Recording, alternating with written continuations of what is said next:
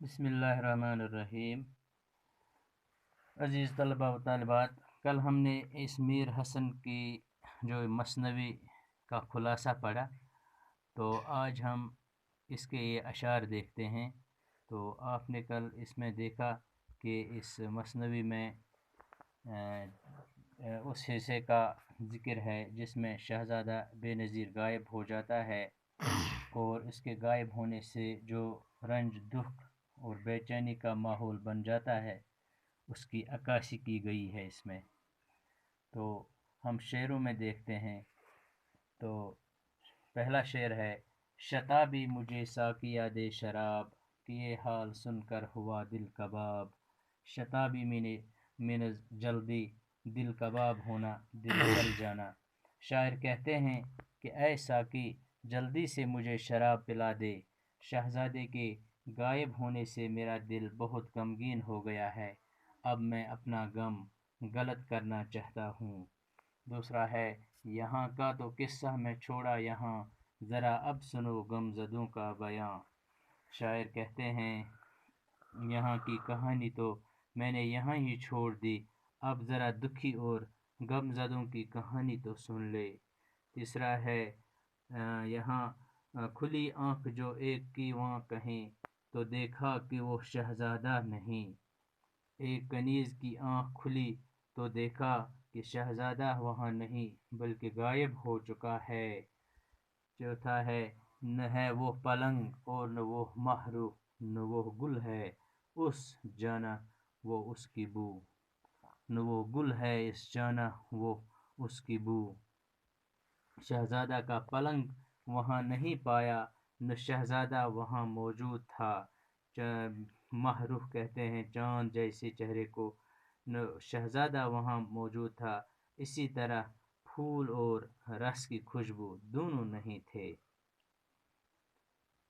کوئی دیکھ یہ حال رونے لگی، کوئی غم سے جی اپنا کھونے لگی۔ کہتے ہیں کہ کوئی گرنے لگی، کوئی گھبراہٹ کے مارے ادھر ادھر پھرنے لگی، کسی کو غش آ گیا، آنے لگا۔ کوئی بلبلائی سی، کوئی نوکرانی اب اس غم سے رونے لگی، کوئی دیکھ یہ حال رونے لگی، کوئی غم سے جی اپنا کھونے لگی۔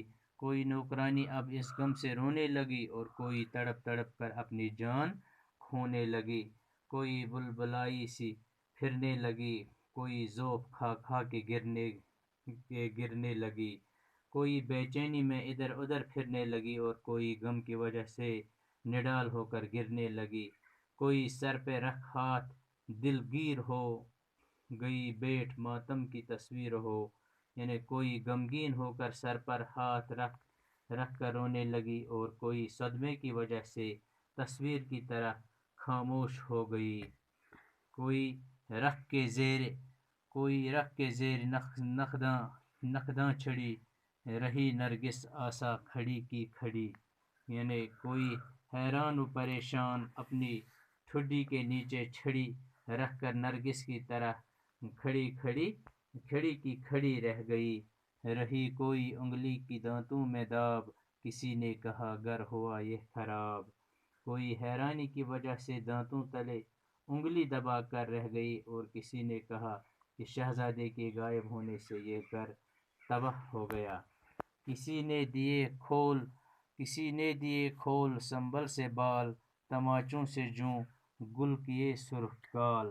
کسی نے سنبل جیسے بال کھول دیے، اور شہزادے کے غم میں اپنے چہرے پر تھپڑ مار مار کر گال لال کر دیے۔